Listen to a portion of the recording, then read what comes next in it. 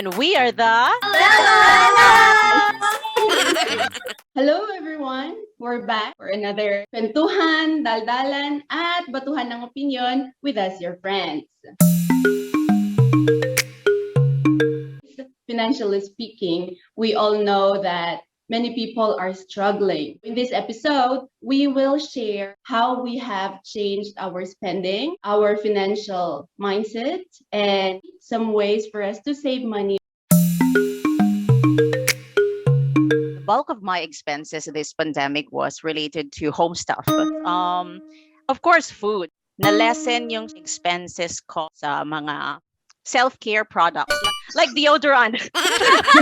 Our expenses just focused on bills and food. Di ba? Toilet paper yung binibili Oo, nila. grabe Di nga ba? yun. Parang hindi lang sa, pati sa Australia, parang yung sa news din dito. Tapos, pero actually sa bahay naman, no, hindi. Actually, ang parang ina namin is yung rice, supply ng rice. Spent a lot on my tuition at the university and then online training fees. And then I continued paying for my contributions to the government. What is this? I'm into baking, right? So I bought a stainless oven. And then last night, I actually placed an order for a stand mixer, finally. Wow. Well, I was able to reduce my expenses for clothing. I track my budget. Wow. Grabe, travel, zero. Pero you think I'm saving money because I'm not using my travel. Nope, it goes to my coffee fund or it goes to my other stuff. Tsaka transportation for my tea money and like that, wala rin. Pero akala ko talaga makatipid ako eh. Nalipat lang. Parang stress ka, sige, mag-order ka ng grocery ng ganyan or magkape ka na lang. Nag-iba yung lifestyle in a way kasi you don't travel, you don't go out, ganyan. Or you don't meet friends. I also have like budget for meeting friends and hanging out. Pero naiba na rin yung budget. So, pinaka magastos is food delivery din. Sabi ko na nga ba eh. Kasalanan ng Food Panda at Grab ito. And yung isa pa is yung online shopping. Like, bumili ako ng bagong computer, bumili ako ng chair. Kasi nga, work from home. The good thing naman, yung medyo nabawasan is, of course, transportation. Yes. And then, clothes, yun nga, cosmetics, bags, shoes, hindi na ako bumibili. So, actually, I spend more. Pero, kapag ito tumagal pa, I think I will spend less. kasi for the Kasi long run napili ko naman na yung Sa expenses ko, medicine. Wala akong fund for medicine dati. Ngayon, meron na for vitamins and meds. Madaming kalamansi dito sa amin kaya di kailangan ng vitamins. Naman, I spent less sa traveling din, pamasahe din. Eating out, nakatipid din sa coffee actually. And I spent more sa subscription ng Netflix. Natuto ako na how you look at money and budgeting. Realize ko lang na it's just putting your money on the right spot. Is it a need or just a want? And does it really give value to you or to your lifestyle? Yung gusto mo talaga na ma-achieve. Tsaka depende yun din yung goal mo sa pagbabudget mo. So, money is a tool. So, Yes, right. use it as a tool to achieve your goals. Money is not your goal. Just use it as a tool to achieve your goal. So, anong tawag na dito? Hindi ako money savvy talaga. It's still something that I am trying to learn. Yung parang pabasa-basa ko, or nanonood kay Chinkitan. I think most of us know si Chinkitan. To every problem, there's always a solution. If you're not part of the solution, you're part of the problem. Always think positive. Pero I see people losing their jobs, cutting down on those ganyan. So nakita ko na ang privilege ko din pala talaga na may ganito pa, may trabaho pa ako. So yun, isa sa mga realizations ko. O yung emergency fund, and it's like 3 to 6 months na emergency fund. Pero you have to have a control of where your money goes. Pero yun, and I think I will say this again when we have the topic about being 20s or what will you tell your younger self? Start early. As small as 500 pesos when you started working, imagine where that money could have been. Retirement fund na to. Seryoso yan. Yes, seryoso. Nagiging conscious ako sa kung saan ko nilalagay yung pera ko. So, you have to learn a skill, hone that skill, and then if it can help you to start up a business or like something na income generating kahit na hindi masyadong malaki, so we still have to give pa rin kahit na crisis. It's not too late to start thinking about securing our future, financial future. So we can all talk to somebody who is knowledgeable in that aspect and then learn from them. And then you can also join yung Facebook groups. Meron ding magagandang reliable na credible na Facebook groups na pwede kang makakuha ng info. Now, during pandemic, I learned something else, which is have a good relationship with money. But I don't have actually. Takot ako sa pera. You know that thinking na money is the root of all evil. Hindi ko naman thinking yon. Pero I really think negatively about money. Pero somebody told me you have to have a good relationship with money. Tapos may mga activities yun eh. Anyway, I did that. And then after that, I realized like money is good. Yeah, you should not be scared of money. Parang nag-open yung floodgates. I swear, doon na ako nagkuha ng investments. Like how can I use my money for something else? Tapos yun, so hindi na ako takot mag-budget ngayon. First, you save and then you spend. So the best investment is savings talaga. Later, when you can afford it, that's the time you invest. Dun ka na mag-spend kasi mayaman ka na. You can afford na that time.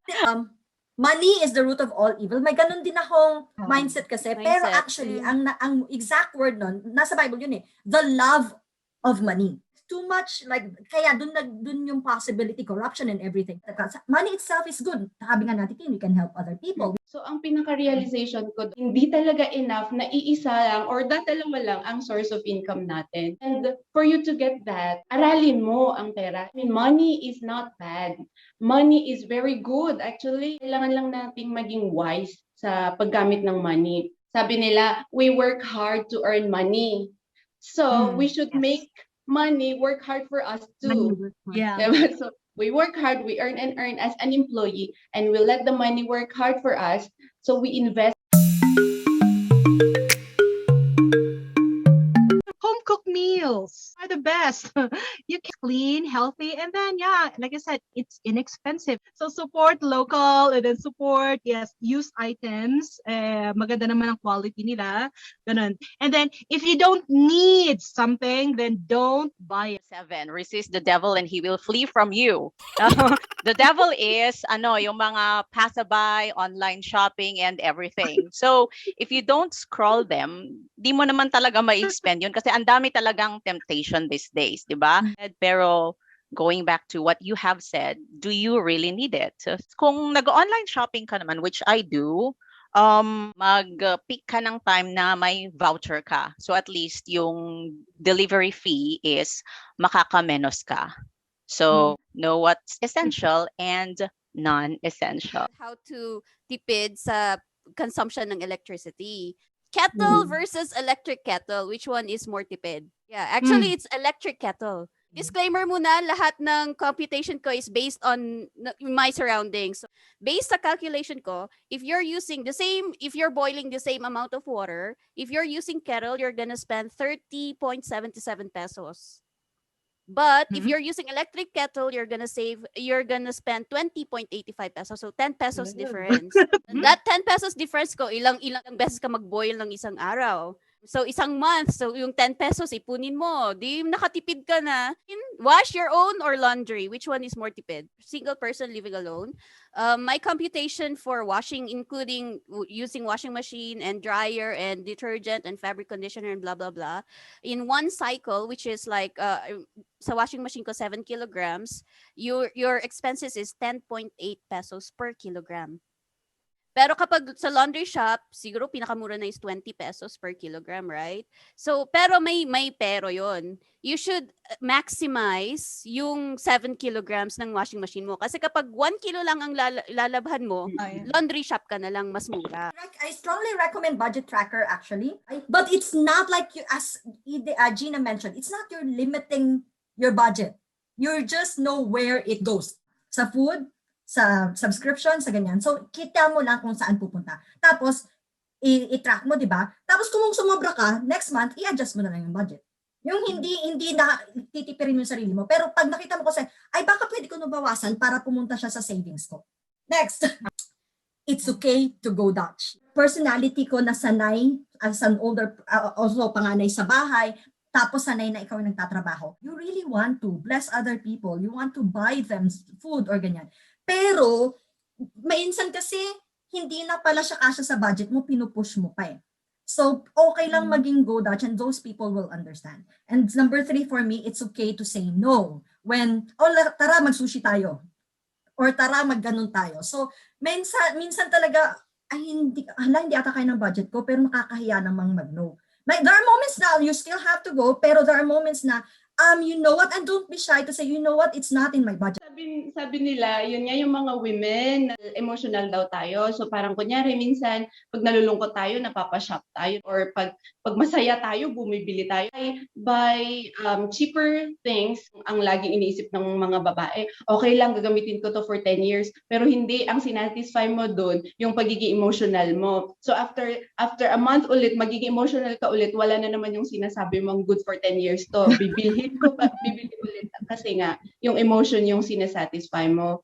Tapos by little amount, di ba, ang laging sinasabi, bili ka ng bulk para makatipid. So feeling natin nagtitipid tayo pag mga ganun, pero actually, nagsispend tayo. Pag may time kang magluto at nakita mo naman sa budget mo na mas matipid nga magluto ka. Pero yung sa mga busy, na parang kunyari si nag-online siya lagi. So, yung isang oras na magluluto siya, kikita sana siya ng 500 pesos sa oras na yun. Ang isi-spend niya for Yun din cooking. sana, yun din yung parang money 300. versus your time.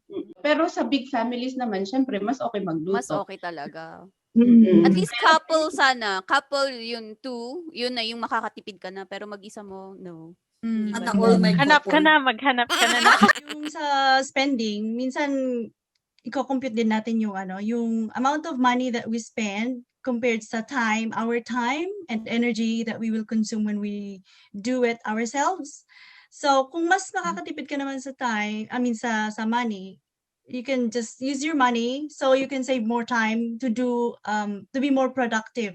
Yun, pay yourself first. It's worth it, Eileen. Actually, I think you pay yourself first. You know that you need that. Make sure na it's still within budget So, naman. nakatipid ako sa Netflix. Di ba dalawa yung Netflix? Isa na pang solo user lang, tapos isa na for sharing. So, ang difference ng amount niya around 100. Pero yung users, dun sa for sharing, pwedeng 5 users or even more. So, 5 kami, Share, contribution. So, parang magiging 50 each. Compared pag solo user ka na, let's say, 150.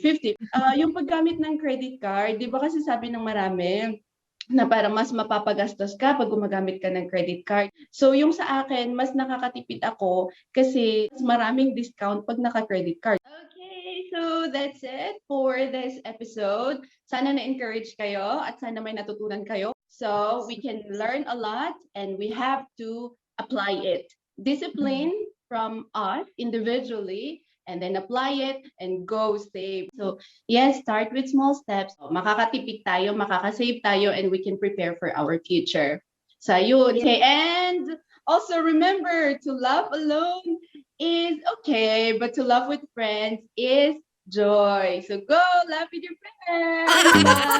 Bye.